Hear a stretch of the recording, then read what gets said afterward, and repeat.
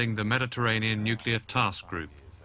We have been 3 to 5 years ahead of the Soviet Union in the development of every strategic weapons system that has come down the pike since we developed and exploded the atomic bomb in Hiroshima and Nagasaki, the hydrogen bomb. We deployed our ICBMs first.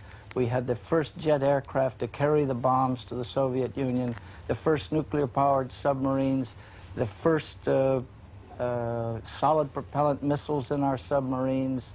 We went to MERV 10 years before the Soviets came up with their multiple independent re-entry vehicles.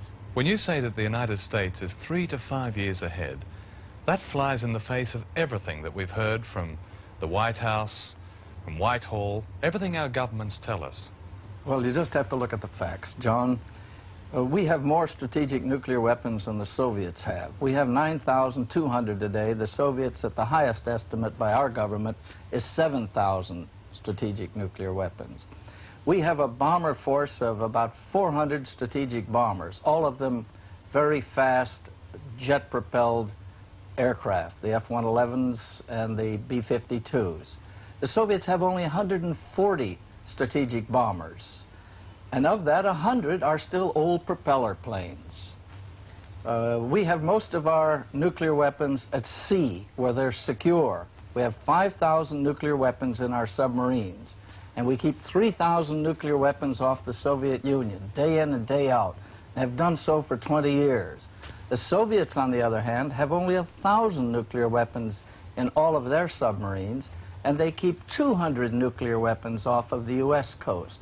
By every criterion that you can think of, the United States is ahead today in absolute terms, and we're building in such a way that we are going to stay ahead, no matter what the Soviets do. Professor Lawrence Freedman is head of war studies at King's College London and formerly with the Royal Institute of International Affairs. I think most people would accept that in quantity of military power, whether one's talking about conventional or nuclear forces, the Soviet Union has more numbers. It, say, has 1,400 ICBMs to the American 1,000. With multiple warheads. The Americans may have more warheads at the moment, but they're losing that lead too. So I don't think the argument is quantity. Quality is relevant. The United States certainly has been the pace setter in some ways on quality. But even then, I think the qualitative differences are not as great as they once were. The Soviet Union has, with enormous effort, caught up, and it's very proud of doing so.